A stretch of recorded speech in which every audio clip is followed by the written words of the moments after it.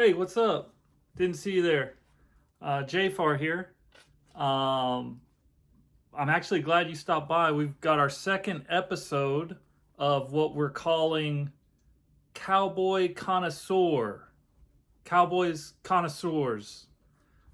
Still kind of workshopping that. Might have to call it Cowboy Con for short. But yeah, that's kind of our tentative title for the show so far. That's what we got. That's what we're rolling with. Shout out to my brother Jarrett for making our sick intro. Absolutely sick. I love it. Yeah, thanks, bro. Also, shout out to my other dudes that have kind of stepped up and helped me put stuff together. Jay Gray came up with a sick graphic. Gonna be using that as well. But yeah, we're off and rolling in this thing. I'm filming it Tuesday night, and then I'll be posting it Wednesday. Got to make a few edits, you know. But yeah, so they recently had their inter squad with the Saints. Went toe-to-toe with 6 fights breaking out over the first 85 minutes of practice. And I'm going to cover that a little bit. And then, you know, there's also some big news with Von Miller. Got to talk about that. I'm probably the best teammate that ever played in the National Football League. But I want to start off with Shy as Pete. Big as hell, Shy as Pete, man. I feel like no one's talking about him. He's 6'9". He's Native American. Did a little Google search on my man Shy as Pete. Real interesting, unique way to spell the name. I'm not even going to try to spell it off the top of my head. I am going to try it. It's like SHIYAZH,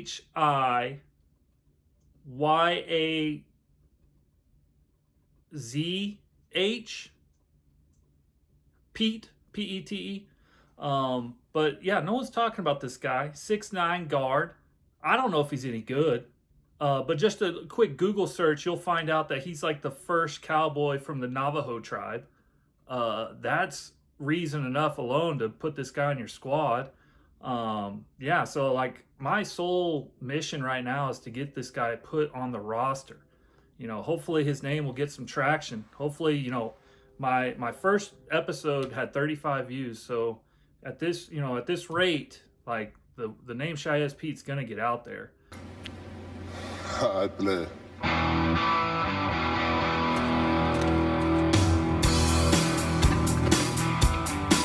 Yeah, Shy as Pete for president, y'all. But we need to start with we definitely need to start with Von Miller.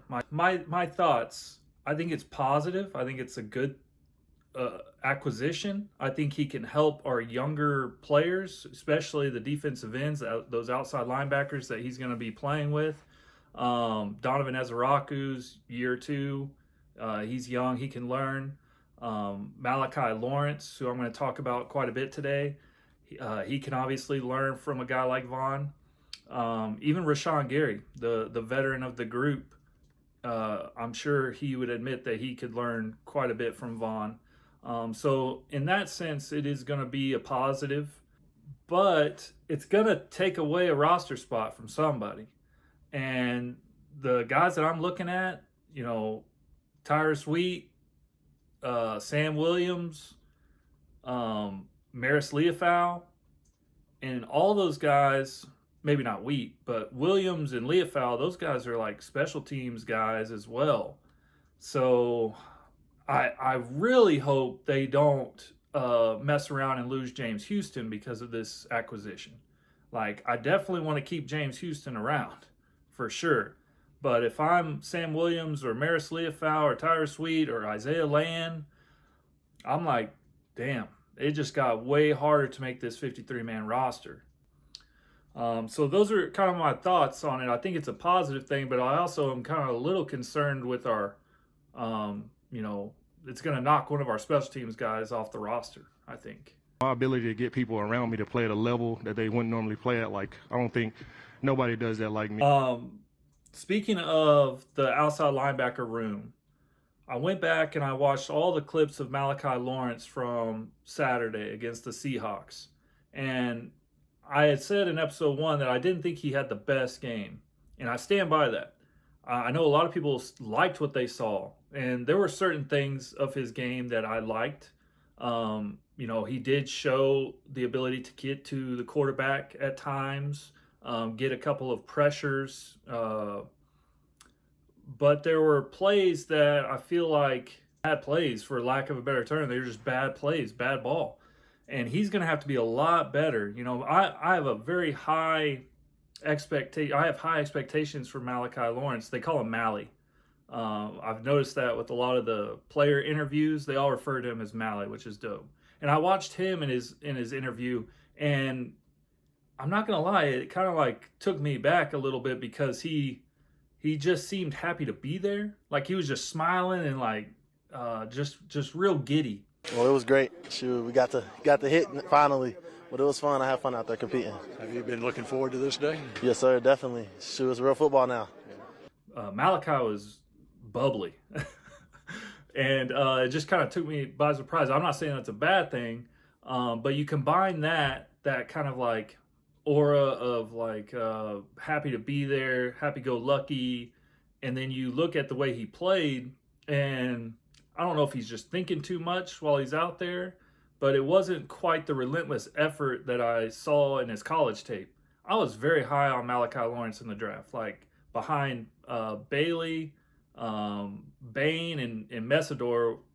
Malachi Lawrence was right up there in that fourth. Like I ranked him as fourth out of the edge rushers out of Central Florida. And he, what I liked most about him was his motor. He played absolutely relentless, like his hair was on fire. And then we get into that game on Saturday, and it was just like he was kind of thinking a little too much. There were plays that were being ran away from his side, and that's a great opportunity to demonstrate just like your motor, run it down from the backside. Even if you don't quite get there, just like sprint your ass off and dive in on it, late. And he really didn't do that a whole lot. Like he kind of eased up, which was not what I had pegged him as. But it wasn't all negative. But there are a few plays, as you can see, where he loses his gap. Like he's playing inside of what I think is a tight end, or it was a tackle tight end combination, or they might have had two tight ends on the same side. I'm not sure, but he's lined up, and man, he gets reached real bad. Like there's no way. I don't know the defensive scheme and his responsibilities on this particular play, but I know football, and I know that if you're like 2 or 3 gaps behind where you started, it's probably a good indicator that you got reached real bad. There was also a pass rush situation where, man, he beats his tackle clean. Like the tackle oversets, he goes up and under, and in my opinion, that's got to be a sack, man. If you counter move inside, the quarterback only has one place he's gonna go, and that's out. Like he's gonna bail, he's gonna try to exit the pocket, get outside, and extend the play. And maybe that just comes with experience, but if I go up and under on a tackle, I know the quarterback's going to be trying to get outside. So, like, you got to bend like crazy to try to keep contained on that quarterback, at least try to make him bubble real wide and, give your linebackers time to get there. But he undercuts it, and Jalen Milroe is able to scramble out, and he picks up an easy first down. It was kind of frustrating to see. But, again, maybe that comes with experience. I always taught defensive ends, like, rush to the quarterback depth, unless the tackle really oversets and he opens it up big time through B gap.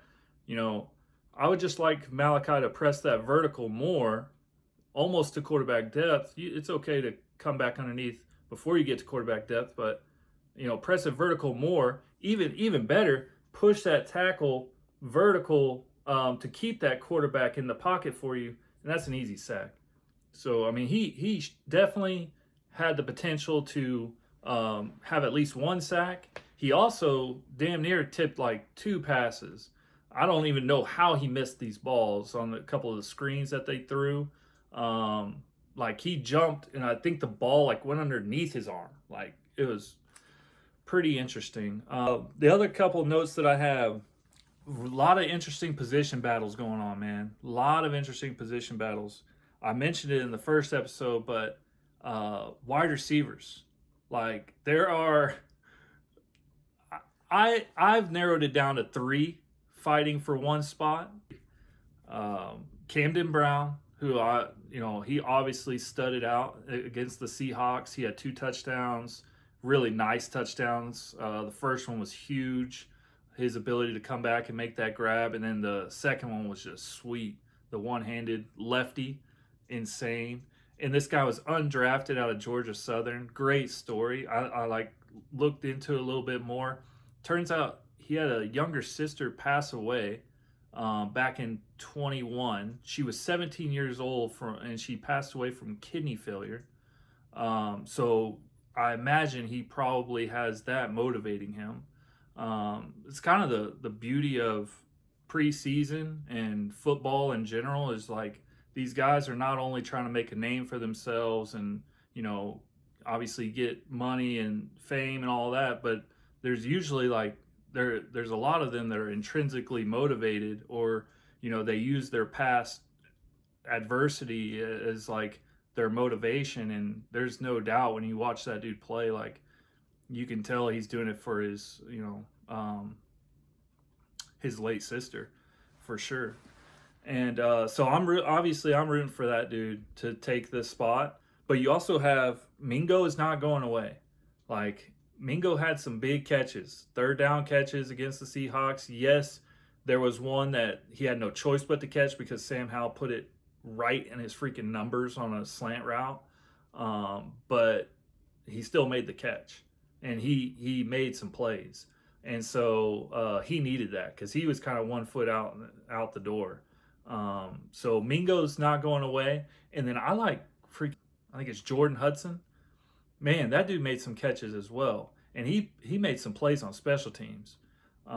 So I hope they find a way to kind of keep him around. And he's at least made it, to where I think he deserves reps going forward in these next 2 games and deserves a shot for sure. Another good battle going on is the cornerbacks, the cornerback room. I don't really know where I stand with Kalen Carson. He committed penalties, albeit the first one, and my wife shared the same opinion as I did on that one. That was BS. Like, I did not think that was pass interference. Talking about the first drive for the Seahawks, I did not think that was pass interference whatsoever, but they called it. So it is what it is. But then, later on, he makes a hell of a play on a ball. Nice, clean, lays out, bats it down. He even does his little seatbelt, which he hadn't done in a while, celebration. Man, when he can play like that, that dude can be in the rotation for sure. Savone Ravella apparently is like having the camp of his life. He is stacking good days on good days on good days, and he could end up being one of your starters. Right now, it's Bland and Kobe Durant are the starters, which they didn't play in the preseason game. But Savone Ravella apparently is like about to hop in there. And if he keeps playing the way that he's been playing, I think he probably will. I don't know for who. I don't know if it's going to be for Bland or Kobe Durant. Not entirely sure. I know they like playing Kobe Durant a little bit at nickel, so we'll see what happens there.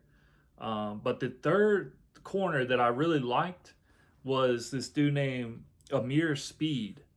Amir Speed, if you watch his tape from Saturday, like, he can ball a little bit.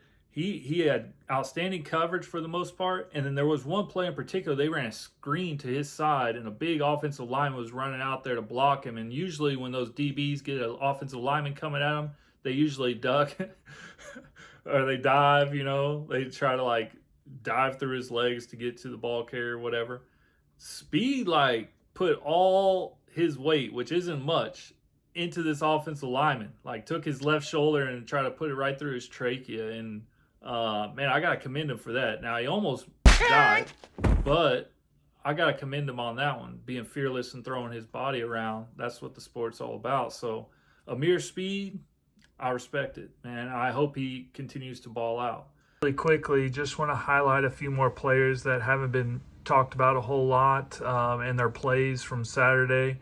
To start with, Reddy Stewart, who kind of plays corner, safety, nickel, all the above. He kind of reminds me of a defensive version of Malik Davis in that he's kind of undersized, plays bigger than he actually is. He made a huge play down on the goal line, keeping the Seahawks from getting into the end zone. And then here he is on a blitz. Shout out to Christian Parker dialing up a great call here. And then Reddy Stewart executing, finishing it with the sack on Jalen Milroe. Next, we've got the dog himself, Julius Wood. Here he is laying a lick on this tight end. Comes in, lowers the shoulder, absolutely drills that tight end, and then gets hype afterwards. And then this play, man, this was probably my favorite play of the whole game. It's an absolutely ridiculous play. Julius Wood comes downhill like a missile. This running back thinks he's getting into the end zone, and Julius Wood grabs him by the neck and gets him down on the ground. Absolutely absurd play from Julius Wood. Next up, this play is from Justin Barron. I think Justin Barron is going to be excellent depth at the linebacker position. He had 3 interceptions against the Rams the other day in an inter squad, and then here he is demonstrating his ability to run sideline to sideline in an excellent gator roll tackle on the sideline. Just absolutely textbook. And then last, we've got Michael Trigg. Man, he really showed me something in this game on Saturday. This play in particular, this is when I knew Schoonmaker was in trouble, because not only does he have the ability to catch the ball, but he can make people miss. Oh, I like that. Moving on. Last deal here. I got some notes from watching the y'all like my shirt, by the way, man. I made this. You can't really see it very good, but so my notes from the Saints inter squad today. Devin Moore was playing. That's good to see. He was missing. He missed Saturday with the groin injury or whatever, but he's a good-looking corner. He's kind of also battling in that corner room with guys like Kalen Clarkson and Amir Speed. So we'll see how that goes. Jayshon Barham was playing. That is good. He needs as many reps as he can get. There's a lot of people out there that think Jayshon Barham is going to be the starting might in September against the Giants. I just don't see it, man. Like, I don't know. I mean, he hadn't played at all, and like, we're just crowning him. I think the hype on Jayshon Barham is too high. I'm not trying to knock on the guy. I think he's extremely physical. He's capable. It's just, man, I don't want to throw him in there like that when he's not ready. I feel comfortable. I feel confident in Demo and D Winters. Like, let's do it. And then use Barham, ease him into it a little bit. But who knows? I might be eating those words come September and like watch him ball out this week. And he was out there today. He was out there against the Saints and looked good. Blue did not practice.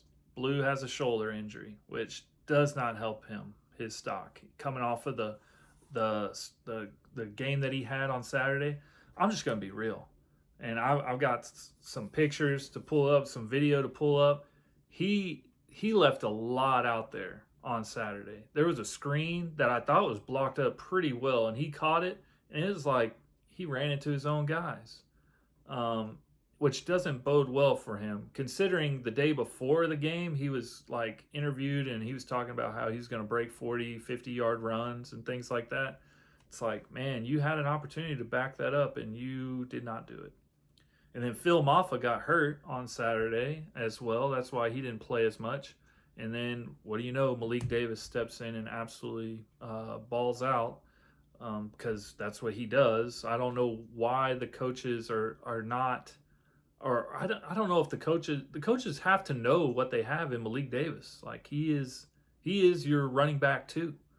It is evident. It is clear. But they're going to continue to give the young guys, Phil Maffa and Jaden Blue, reps, which, sure, I get it. But watch out for Israel Abakanda. I don't even know how to say it. Abadakanda. That dude can play as well, man. He's going to make the most out of his opportunities. Notes as well, there were several fights with the Cowboys and Saints. And Shoddy was asked about it afterwards, and Shoddy said that, like, on one hand is good because our players are defending one another. You know, it's that brotherhood aspect, right? Like someone messes with your teammate, you're supposed to step in and do something about it, which is good. But at the same time, Shoddy is also like, we cannot cross the line and cause negative impacts for our team. About all the fights.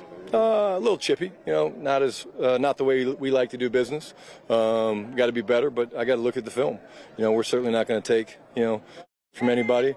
But again, it was chippy on both sides, and like I said, I want our guys to play on the edge without going over the edge. One guy sounds like he might have thrown a punch, and that's why he left practice. There were actually more than that who threw punches, which I guess you'll see on the tape. Which leads to the question: what's your criteria for when's a guy invited not to practice anymore? When you're playing head coach, Brad, and you're on both fields, you don't see everything. I so understand that. It was reported back to me that Donovan threw a punch, and so that's what made us enforce the issue. Did you hear what I said? And unfortunately, one of the guys from our team was kicked out of practice, Donovan Ezeraku, which this has happened to him twice now, which is very alarming to me because, it happens, you throw a punch, you get kicked out of practice, all right. But then you do it again, like a week later. I really hope Donovan is not like one of those guys that puts more stock into talking trash and doing all that stuff more so than the actual football game itself. And you might be thinking that's not the case. But man, I've seen it. Like these younger kids, some of them think that trash talking is a bigger part of the game than it is. It is a part. Don't get me wrong. Don't get twisted. But it is not bigger than the game itself. And some players like to make it that way, though. But I hope Donovan Ezeraku gets it figured out, right? You can't be doing it, man. You can't be getting kicked out of practices. Hurts the team. This was a way longer episode than I realized, but that's all right. But yeah, I'm gonna go ahead and post this, and episode 2 is in the books. Hopefully I'll be posting again on Sunday after their game, Saturday night. It's a late one. I don't think they start till like 9 o'clock against the Cardinals, but I'm excited for it. I really am. I've been thinking about how to close this out. I think I'm going to go with a little phrase here that I like to use when I was coaching. They got to keep up with us. Peace.